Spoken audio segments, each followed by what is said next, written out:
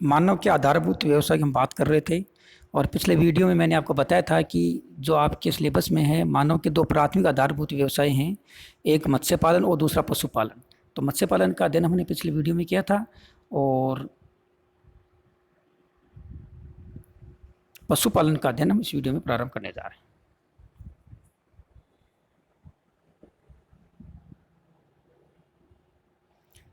पशुपालन,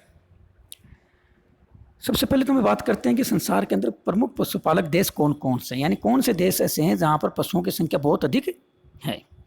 जो एक टेबल आपके सामने दिखाई दे रही है आपको, उस टेबल में दो प्रकार की चीज़ें उभर कर आ रही हैं। एक तो ऐसे कौन से देश हैं जहाँ पशुओं की संख्या बहुत अधिक है, और एक प्रति व्यक्ति पशुओं की संख्या सबसे अधिक कहाँ पर है। तो देखो, सबसे अधिक पशुओं की संख्या तो में सबसे पहला स्थान चीन का है, बहुत बड़ा प्रांत है, सबसे बड़ा पशुपालक राष्ट्र है। दूसरा स्थान रूस का है, तीसरा भारत, चौथा ऑस्ट्रेलिया, पांचवा संयुक्त राज्य अमेरिका, छठा ब्राज़ील और सातवां अर्जेंटीना का है। यानी सबसे बड़ा पशुपालक जो राष्ट्र है वो चीन है और हमारा स्थान पशुपालन में तीसरा है। लेकिन यदि हम प्रति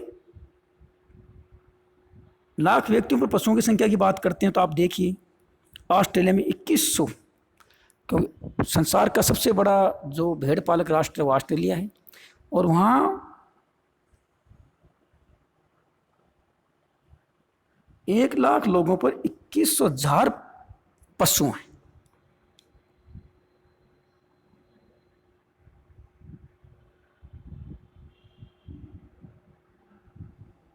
भारत में 56,000, यानी 1 लाख लोग हैं वहाँ पर, भारत में 56,000 पशु पाले जाते हैं।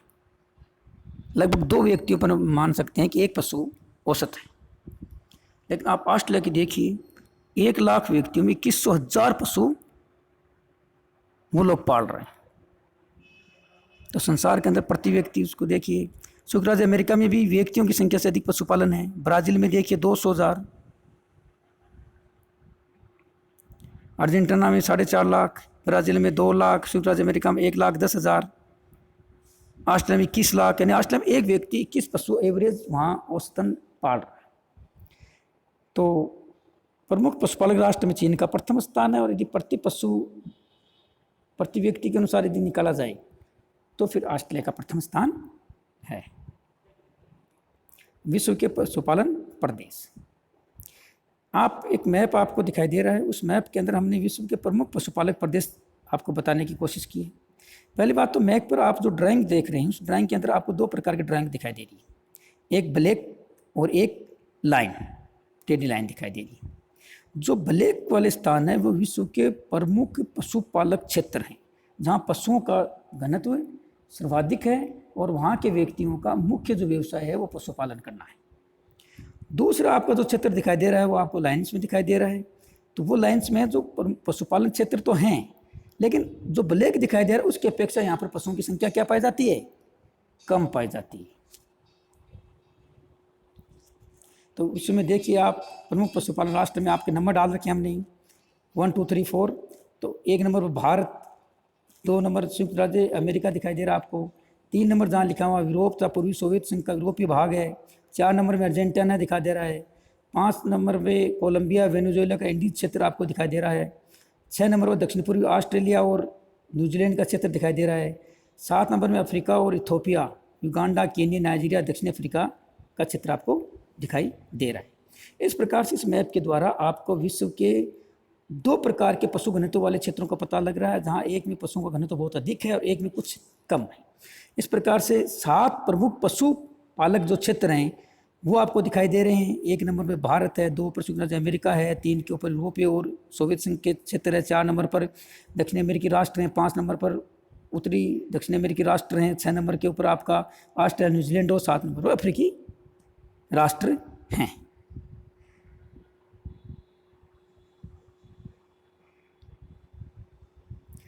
अब आपका जो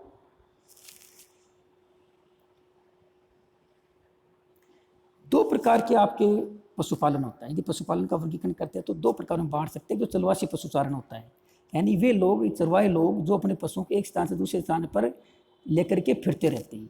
एक पशुपालन जो होता है वो स्थायी पशुपालन होता है, जहाँ पर एक निश्चित क्षेत्रों के अंदर, जिनको मुख्यतः अमेरिका में रेंचेज कहा जाता है, बड़े बड़े बाड़े होते हैं, उन बाड़ों के अंदर निश्चित स्थान पर पशुओं को पाला जाता है। तो सबसे पहले हम चलवासी पशुचारण की बात करेंगे, क्योंकि जब हम पशुपालन की बात करते हैं तो हमारे मस्तिष्क में जो एक इमेज उभर कर आती है पशुपालन की, वो चलवासी पशुचारण की बात करते हैं। हमारे भी यदि देश की बात करें तो राजस्थान की बात करें तो आपके जो बंजारे लोग हैं, देवासी लोग हैं, रेबारी लोग हैं। इधर यदि पूरे प्रदेश की बात करें तो जम्मू कश्मीर पाए जाने वाले जो गुज्जर जनजाति है, उत्तराखंड की भोटिया जनजाति है, ये ऐसे लोग हैं जिनका प्रमुख कार्य पशुपालन करना है।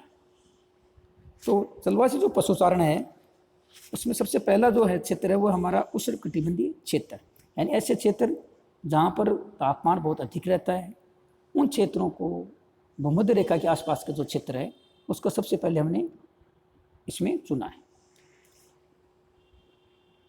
भूमध्य रेखा के आसपास के ऐसे क्षेत्र जहाँ पर तापमान अधिक रहता है लेकिन वर्षा कम होती है, वहाँ पर बड़े पेड़ों की संख्या कम पाई जाती है, लेकिन वहाँ पर भूमि पर घास की मात्रा, लंबी लंबी घासें जो होती हैं वो भरपूर मात्रा में पाई जाती है। तो ऐसा क्षेत्र जहाँ तापमान ज़्यादा हो, वर्षा कम हो, जो सूखे से प्रभावित हो और घास भूमि की उपलब्धता हो, वहाँ पर सबसे प्रमुख जो सर्वप्रमुख व्यवसाय जो है वो आपका क्या होता है? पशुपालन होता है। तो भूमध्य रेखीय वन प्रदेश उस रेगिस्तानी प्रदेश के मध्य का क्षेत्र घास युक्त प्रदेश होता है, यानी ऐसे घास युक्त प्रदेश जिनको अलग अलग क्षेत्रों में अलग अलग नाम से भी जाना जाता है। इनको दक्षिण अफ्रीका में सुवाना, दक्षिण अमेरिका में सुवाना प्रदेश है, जिसमें पार्कलैंड भी एक क्षेत्र है जहाँ दूर तक लंबी लंबी 11-11, 12-12 फीट लंबी घासें पाई जाती हैं। उनके बीच बीच में कहीं पर कुछ छितराए हुए पेड़ पाए जाते हैं। विश्व का सर्वाधिक आबाद जंगली पशुपालन क्षेत्र आपका अफ्रीका के अंदर सुवाना प्रदेश है। तो अफ्रीका में सुवाना प्रदेश, दक्षिण अमेरिका में कंपोज, सेल्वा, लानोज और ऑस्ट्रेलिया में क्वींसलैंड जो प्रदेश है वो संसार के प्रमुख उष्णकटिबंधीय पशुपालन क्षेत्र हैं। दूसरा जो क्षेत्र है पश्चिमी एशिया का मरुस्थलीय शुष्क क्षेत्र है। जो पश्चिमी एशिया है, उस पश्चिमी एशिया में जो शुष्क और अर्धशुष्क मरुस्थलीय क्षेत्र है, जैसे हम अरब का क्षेत्र मुख्यतः कह सकते हैं, अरब और उसके निकटवर्ती क्षेत्र भी हम बोल सकते हैं साधारण भाषा में, वो क्षेत्र ये हमारा दूसरा क्षेत्र है। इसका विस्तार में से मुख्यतः सऊदी अरब से लेकर के मध्य एशिया तक पाया जाता है।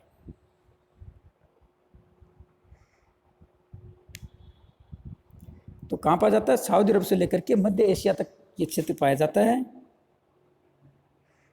और सऊदी अरब के अंदर जो लोग हैं उनका मुख्य जो व्यवसाय है वो ऊंट पालन है। तीसरा जो क्षेत्र है एशिया के मध्यवर्ती पठारी क्षेत्र। तो एशिया, तिब्बत का पठार, मंगोलिया का जो पठारी क्षेत्र है, चीन का जो पठारी क्षेत्र है, भारतीय जो पठारी हिमालय का जो क्षेत्र है, इस क्षेत्र को मिलाकर के काफ़ी बड़ा भूभाग एक पठारी क्षेत्र है।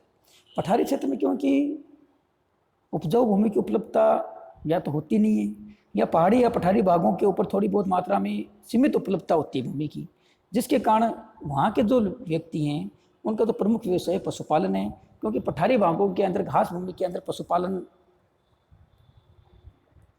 करना एक आसान कार्य है बजाय खेती। क्योंकि खेती तो बिना भूमि की खेती की बात करना ही बेमानी है। इसलिए जो पर्वतीय और पठारी क्षेत्र हैं उन लोगों का रेगिस्तानी क्षेत्र की तरह पशुपालन ही मुख्य व्यवसाय होता है। तो इन क्षेत्रों में मुख्यतः किर्गिज, कजाक और कालसुक जो जातीय पशुचारण का कार्य करती है। इसमें जो कालसुक जाति है ये घोड़े पालने का कार्य करती है। कालसुक जाति का प्रमुख कार्य क्या है? घोड़े पालने का कार्य है। और किर्गिज लोग हैं जो मौसमी स्थानांतरण के लिए प्रसिद्ध है। तो चीनी, मंगोलिया, तिब्बत, हिमालय पर्वतीय क्षेत्र और भूतपूर्व रूस का जो पठारी क्षेत्र है, जिसमें मुख्यतः कजाकिस्तान, तजाकिस्तान, किर्गिस्तान, तुर्कमेनिस्तान, ये क्षेत्र इसके पहाड़ी प्रदेश आते हैं। मौसमी स्थानांतरण, हमारे पास में एक शब्द है, मौसमी स्थानांतरण क्या होता है? ये चरवाहे लोग क्या करते हैं, अपने पशुओं को लेकर के जब गर्मी आ जाती है तो ये अपने पशुओं को लेकर के पहाड़ी प्रदेशों में ऊपर तक चले जाते हैं, और जब सर्दी आती है तो अपने पशुओं को लेकर वापस मैदानी भागों में नीचे उतर जाते हैं। इस प्रकार एक निश्चित मौसम के अंदर ये जो पशुओं के साथ जो स्थानांतरण होता है, इनका ऊपरी क्षेत्र में जाना, पहाड़ी क्षेत्र पर वापस निचले भागों में आ जाना सर्दियों के अंदर, इसको मौसमी स्थानांतरण कहा जाता है। किर्गिज लोग संसार में मौसमी स्थानांतरण के लिए सर्वाधिक प्रसिद्ध हैं, और भारत के अंदर गुज्जर भोटिया जनजाति है वो काफ़ी प्रसिद्ध है। फिर यूरेशिया की टुंड्रा जलवायु वाले प्रदेश, बहुत ठंडा जो प्रदेश है, जैसे जैसे हम उच्च अक्षांशों की ओर चलते जाते हैं वैसे वैसे सूर्य का तापमान या सूर्य के प्रकाश की मात्रा कम हो जाती है, तापमान नीचे गिरने लगता है, और वो प्रदेशों के अंदर एक बर्फीला क्षेत्र में तब्दील हो जाता है। तो वो जो यूरोपीय टुंड्रा प्रदेश है, उस यूरोपीय टुंड्रा प्रदेश के अंदर विभिन्न प्रकार की जो आपकी जनजातियाँ पाई जाती हैं, एस्किमो है, चुचकी है, सुमेट्स है, कोरियाक है, तुंग है, इस प्रकार की जनजातियाँ हैं वो क्षेत्र के अंदर पशुपालन करके अपना जीवन यापन करने का कार्य करती है। इसमें मुख्यतः रेंडियर पशु पाले जाते हैं। एस्किमो मुख्यतः उत्तरी अमेरिकी में उच्च अक्षांशों के अंदर पाया जाता है, जबकि लेप, सोमेट्स, तुंग, चुकची और कोरियाक जो जाती है ये यूरोपीय प्रदेश के जो उच्च अक्षांशीय क्षेत्रों में पाए जाते हैं। अफ्रीकी महाद्वीप का पूर्वी भाग या मुख्यतः उत्तरी पूर्वी भाग, इस क्षेत्र के अंदर मुख्यतः कीनिया है, तंजानिया है, विगांडा है आदि के पूर्वी भागों में निवास करने वाली जनजातियाँ होती हैं वो पशुपालन का कार्य करती हैं।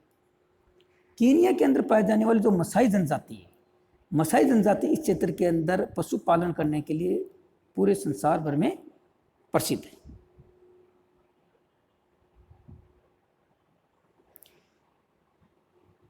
तो ये थे हमारे उष्णकटिबंधीय जलवासी पशुचारण के क्षेत्र, जहाँ लोग अपने पशुओं को एक स्थान से लेकर के दूसरे स्थान तक घूमते रहते हैं। तो ये है हमारा पशुपालन। सबसे पहले व्यक्ति ने क्या है कि कुत्ते से पशुपालन का कार्य प्रारंभ किया था, कुत्ते को पालतू बनाया था, क्योंकि कुत्ता उसके जंगली जानवरों से रक्षा करने का कार्य करता था। और पुराने समय में जब व्यक्ति केवल शिकार पर निर्भर था, तब कुत्ते व्यक्ति की शिकार करने में भी सहायता करते थे। धन्यवाद।